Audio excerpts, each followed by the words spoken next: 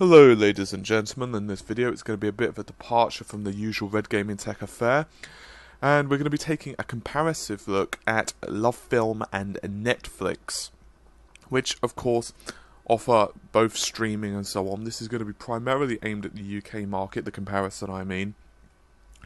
Bear in mind, the US versions of both do offer slightly different films and so on, and of course in the future what the selection is and the quality and so on will change. So if it's a major update, I will try to release another video. Anyway, let's just get started, shall we? Both companies do offer you a 30-day free trial, but I'm going to go into a brief overview of both of their services before we do any of that. So, first things first, Netflix is pretty much just a streaming site within the UK. And it does so fairly well. They have a very good HD collection also, and pretty much I can't really fault them on their quality. Obviously older films do have limits. For example, you'll notice they're in 4:3 aspect ratio or standard SD quality. That of course is not a Netflix fault for the most part. If it's a really old movie or whatever, they can't really do much about it. Moving on to LoveFilm. LoveFilm is a bit different.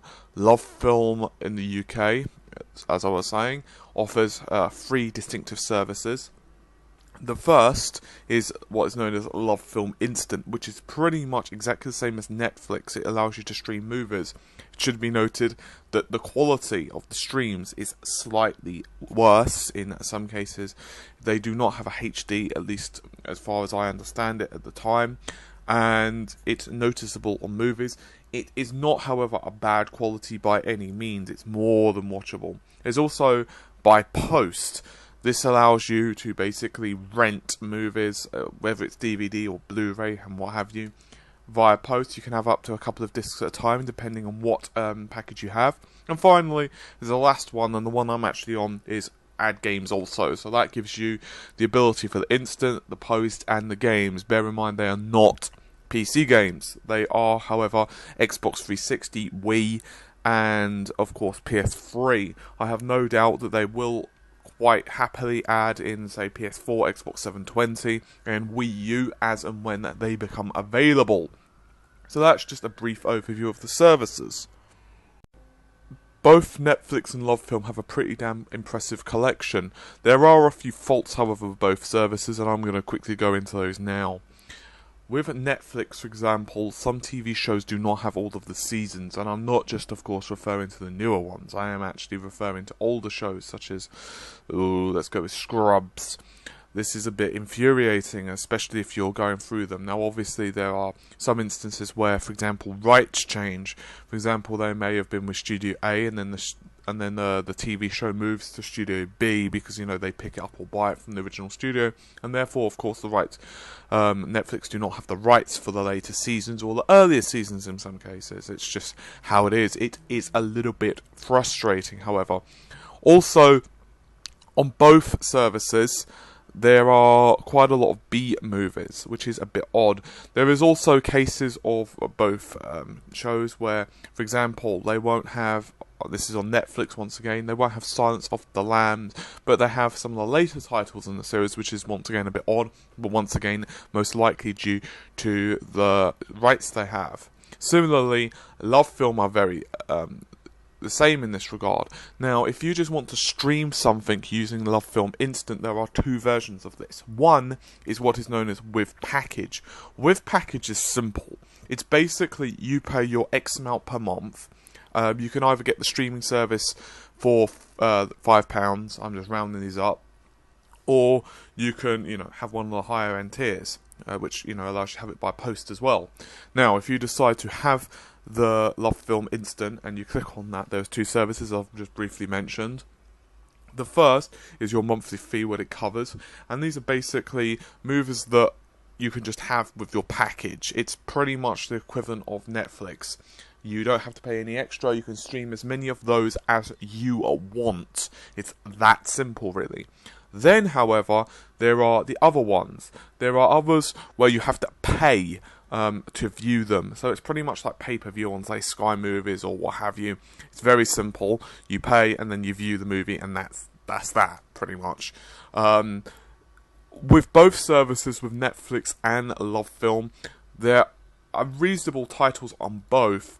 I have heard some people say that Netflix is better for TV shows, and other people say that no, it's the other way around. To be honest with you, I think it's a very much a taste comparison. I have both, as I've mentioned previously, and I have done for some time now, several months. To be honest, I like both. I find myself streaming a lot more from Netflix. That's just how it is for me. There are a couple of reasons for that. One, I quite like the interface with Netflix. I think it's overall a bit simpler. LoveFilms, I find, is a bit clunky. It's not bad by any means, and the film selection is fairly good actually. You have some really top films such as, let's say, Dark Knight Rises, which is of course really good. On the other hand, they also have some lesser good films, let's just put it that way. That's not to say that those films are bad. I mean, I'm just scrolling really quickly through, the packages. I'm not, I mightn't even show this in the video because it's not that important. But for example, you have things such as Kick-Ass and so on. So you can click on that, and of course you get the option to either rent it or watch it now. Now there are a little bit of a kind of a diversion for a moment. With some movies on a LoveFilm, they are not all available on LoveFilm Instant, and indeed the package for Blu-ray and DVDs is far more in the collection. Obviously you do have to wait, however, for postage. It is, however, free to return the movie and generally get it to you within 1 to 2 days at the worst, depending on your postal service and how much it sucks at that particular time, and obviously the time you order, that kind of thing. Generally speaking, though, you'll get it within the next day, and then of course you just return it in the envelope they provide, and that's it. With the streaming service, as I've mentioned previously, they don't have all of the titles that you'd maybe hope for, but they do have big ones such as Dark Knight Rises, Kick-Ass, that kind of thing.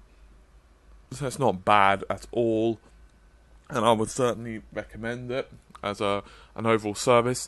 As for Netflix, it does have big titles such as TV shows such as Lost, which previously was exclusive, I believe, to LoveFilm. It also has stuff like Breaking Bad, 24, that kind of thing, and South Park.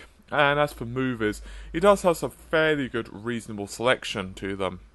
It does have stuff like Expendables 1. Obviously, Expendables 2 is a bit too early to expect that available. And overall, it has some really good horror films and a very good HD selection. I realise this is not so much of a comparative review, in that, oh, by the way, it also does have some titles like Pandorum and Conan, the new Conan, of course. So I realise this is not exactly a comparative like for like. I just wanted to kind of give you a few points of what I personally like about both services. I would recommend checking both out. I think they're both really good services. There is a 30-day free trial, which is one of the reasons I'm not going to be too fussed of providing you guys with loads of samples and so on, because it's just no point. You can just check this out for free yourselves. However, if I had to be honest, I think that both services are worth having.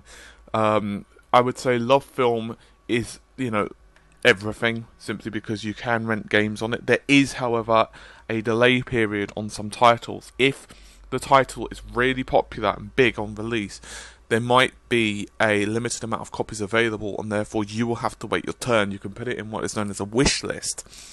Let's say, for example, you have 2 DVDs out simultaneously. Let's just call them A and B, just to make it easy.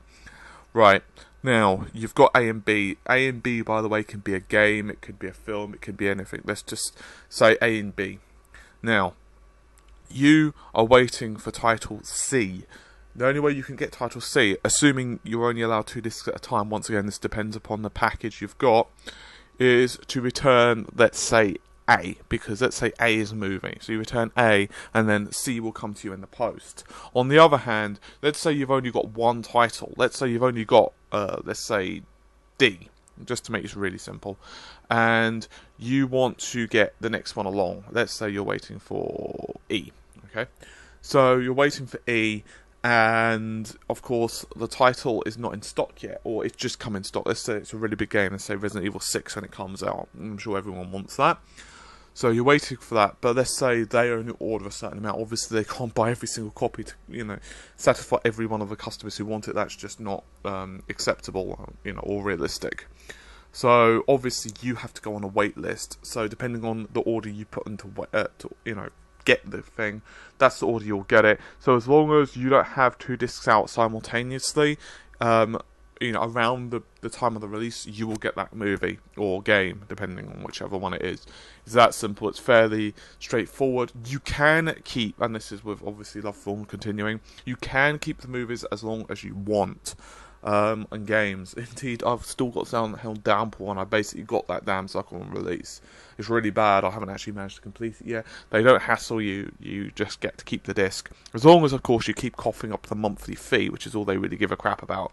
You can keep that game, you know, to the end of time for all they care, as long as you keep coughing up your money. So it's fairly simple. Anyway, I think this gives you a brief overview and a brief audio description of both services. By no means can I cover every aspect of this. I'll be here until, you know, cows come home. But it just gives you a brief overview of what both services do and their good and strong points. I would encourage both Netflix and LoveFilm to be tried out.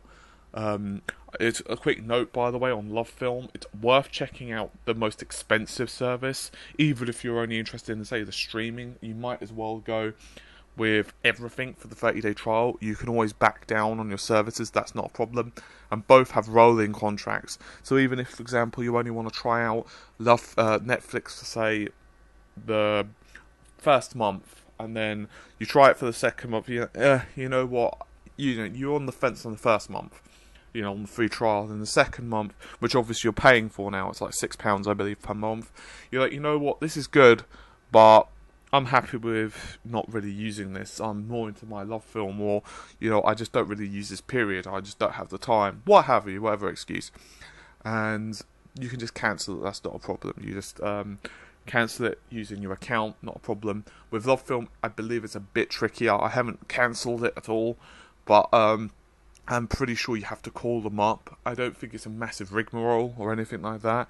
It's just that it's an extra hassle. I'm assuming, in their defense, that's because they actually send you discs, so it probably depends upon, you know, your standing of your account and so on. Obviously they'll probably request that you send back the discs beforehand, which is, you know, reasonable and all.